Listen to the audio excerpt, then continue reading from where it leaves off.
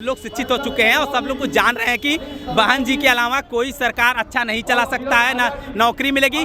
अगर बिना पैसे के नौकरी पाना है तो सिर्फ बसपा सरकार ही है जो बिना पैसे की नौकरी दे सकती है।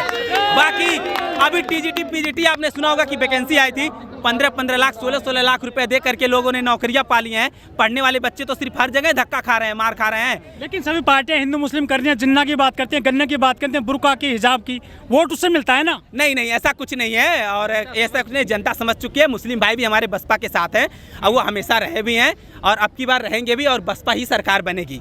लेकिन आरोप लगते हैं बहन जी जब सरकार आती है, बहन जी की पत्थरों में बहुत पैसा खर्च कर देती है पार्कों में। अरे नहीं, ये ऐसा कुछ नहीं है। वो समाज के लिए सब लोग जाते हैं वहाँ पे, उसको टैक्स मिलता है, सरकार को उसका पैसा मिलता है। वो एक पार्क है, किसी कोई ऐसा नहीं है कि वो अपने लिए बनवाई है, जनता के लिए बनवाई है।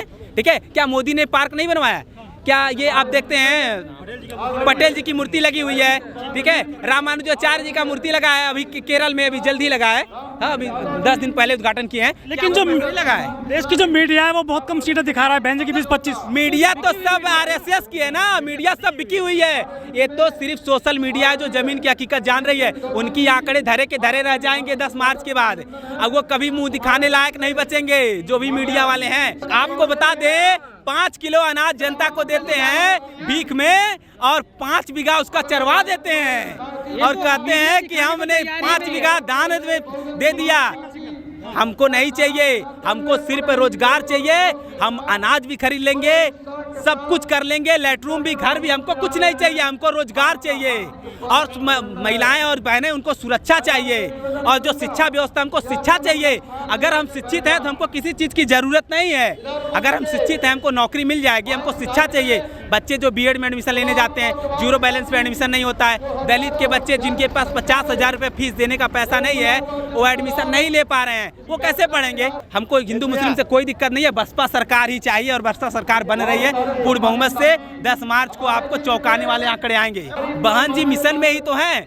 आज देखिए, आज जन सैलाब देख रहे हैं ना आप, ये सब उनके मिशन की ही देन है, सिर्फ मिशन की ही देन है। बहन जी के अलावा कोई भी पूरे भारत में शासन करने के लायक ही नहीं है। लोग कह रहे हैं कि यहाँ जमानत जब्त हो जाएगी दूसरी पार्टियों की। कौन कहता है जमानत जब्त हो जाएगी? अरे कोई जमानत, कोई टक्कर में ही नहीं है। एक बार मीडिया दिखा के तो देखे, एक बार मीडिया यहाँ पे आके तो देखे। ये तो सोशल मीडिया है कि जो कि बसपा की बात रखती है। आप देखेंगे ये सिर्फ अंबानी का चैनल है और अंबानी के ही लोग हैं, ठीक है। और कुछ लोग हैं, चंद लोग हैं जो सिर्फ हिंदू मुस्लिम करते हैं, बाकी कोई नहीं करता है। और सब लोग, सर्व समाज के लोग अब की बार, ठीक है, अब प्रबुद्ध समाज के लोग भी वोट करेंगे सिर्फ बीएसपी को।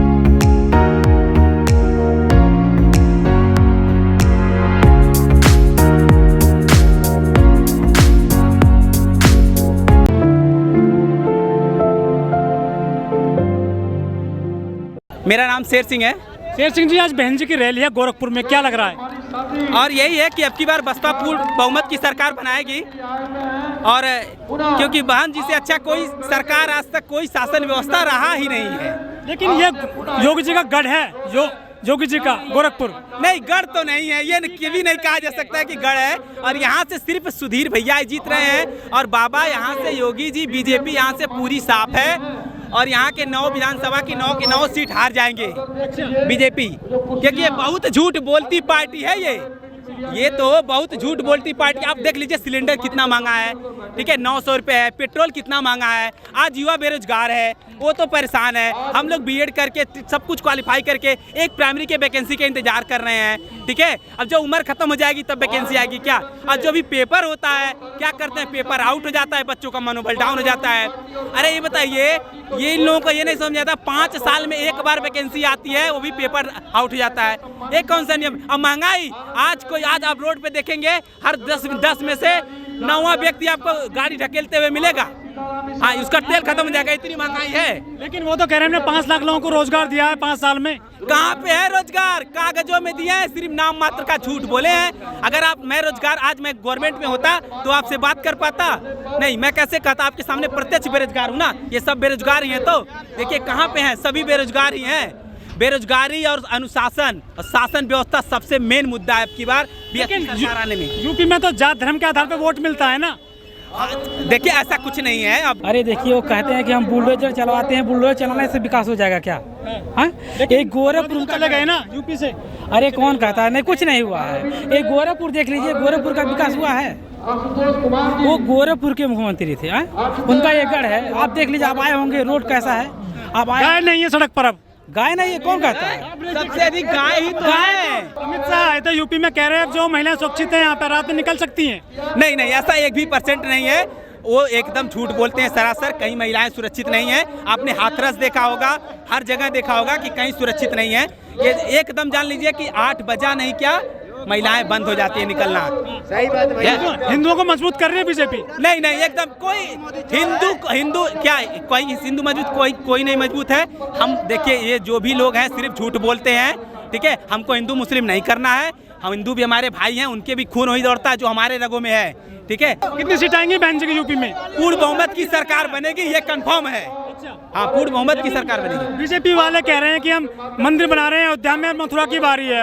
अरे मंदिर से क्या पेट भरता है? मंदिर से हमको कोई मतलब नहीं है। मंदिर से पेट नहीं भरता है। हमको सिर्फ का सिर्फ ये चाहिए कि रोजगार चाहिए। हमको मंदिर से कोई मतलब नहीं है। हम राम यहाँ है ना, हमारे मन में। अगर आपका मन नियत साफ है तो आपका जहाँ राम कह देंगे वहीं राम है, वहीं प्रकट हो जाएंगे। अगर नियत साफ नहीं है तो राम नहीं, कुछ भी मंदिर बनवा लीजिए। वो तो वो नहीं बनवाया है। पहले राम मंदिर सुप्रीम कोर्ट का बनवाया है।